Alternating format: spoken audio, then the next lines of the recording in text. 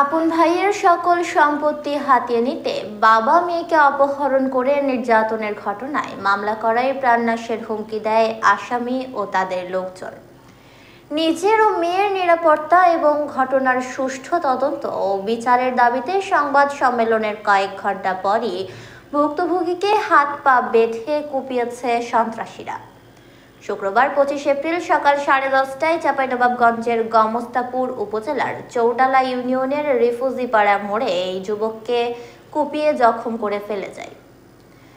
আহত যুবক গমস্তাপুর উপজেলার চৌডালা ইউনিয়নের বসুনিটোলা গ্রামের মৃত মুজিবুর রহমানের ছেলে ফয়সাল রহমান সোহেল। পরে গুরুতর আহত অবস্থায় স্থানীয় বাসিন্দা ও পথচারীরা তাকে উদ্ধার করে গমস্তাপুর উপজেলা স্বাস্থ্য কমপ্লেক্সে নিয়ে যায়। বর্তমানে সেখানে চিকিৎসাধীন রয়েছে ফয়সাল রহমান সোহেল। আহত সোহেল জানান, আমাকে ও আমার 6 বছরের মেয়েকে বাবার সম্পত্তি হাতিয়ে নিতে অপহরণ করে নির্যাতন করে আপন ভাই ফয়েজ রহমান সুজন ও চাচা নেতাউর রহমান। এরই জেরে তাদের দুজনের বিরুদ্ধে নারী ও শিশু নির্যাতন দমন আইন এবং অপহরণের মামলা করেন সাবেক স্ত্রী। এই মামলায় গত 10 এপ্রিল আদালত তাদের দুজনকে কারাগারে পাঠানোর নির্দেশ দেন।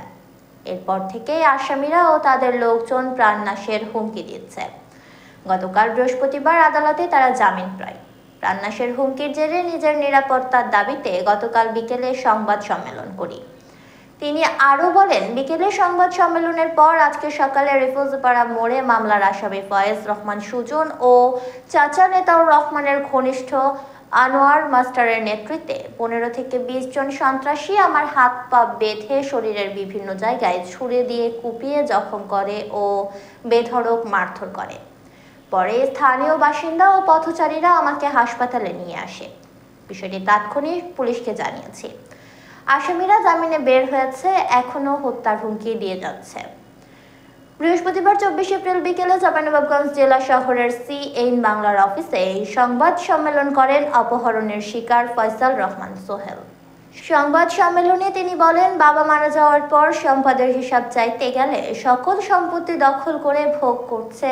গত বছরের 19 আগস্ট আমাকে ও 6 বছরের মেয়েকে অপহরণ করে নির্যাতন করেন আপন ভাই ফয়েজ রহমান সুজন ও চাচা নেতাউর রহমান।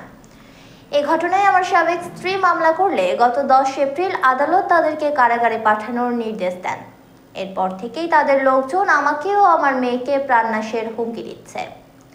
তিনি আরও বলেন, আমার বাবা সকল সম্পত্তি আমাকে না দিয়ে সম্পূর্ণ ভোগ দখল করে আসছে ফয়েজ রহমান সুজন। আমাকে বঞ্চিত করার পর যেসব স্বজনরা আমাকে বুঝিয়ে দিতে বলেছে তাদেরকেও মিথ্যা মামলা দিয়ে হয়রানি করছে। এরই ধারাবাহিকতায় গতকাল বৃহস্পতিবার আদালতে শুনানি চলাকালীন সময়ে সেখানে আমাকে প্রবেশ করতে দেয়নি তাদের গুন্ডা বাহিনী।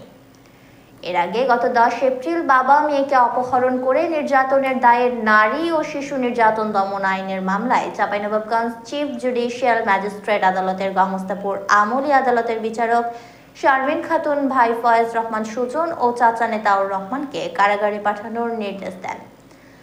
মামলার প্রধান আসামি ফয়েজ রহমানের আপন ছোট ভাই মোহাম্মদ ফয়সাল রহমান সোহেল ও ভাতিজি মোহাম্মদ ফামিয়া খাতুনকে অপহরণ করে নির্যাতনের মামলায় তাদেরকে কারাগারে পাঠায় আদালত। মামলার বাদী অপহরণের শিকার ফয়সাল রহমান সোহেলের সাবেক স্ত্রী শায়লা শারমিন শোভা গত 28 আগস্ট গমস্তাপুর থানায় তাদের দুইজনকে আসামি করে মেয়ে ও সাবেক স্বামী অপহরণ ও নির্যাতনের মামলা করেন। এ বিষয়ে অভিযুক্ত আনোয়ার মাস্টারের সাথে যোগাযোগ করা হলে তিনি কোনো মন্তব্য করতে রাজি হননি। গমস্তাপুর থানার ভারপ্রাপ্ত কর্মকর্তা রইসউদ্দিন জানান, ঘটনার পরপরই আমাদেরকে ফোনে হামলার বিষয়টি জানায় আহত ফয়সাল রহমান সোহেল। বর্তমানে সে হাসপাতালে চিকিৎসাধীন রয়েছে। তদন্ত সাপেক্ষে এ বিষয়ে প্রয়োজনীয় আইনানুগ ব্যবস্থা গ্রহণ করা হবে বলেও জানান ওসি।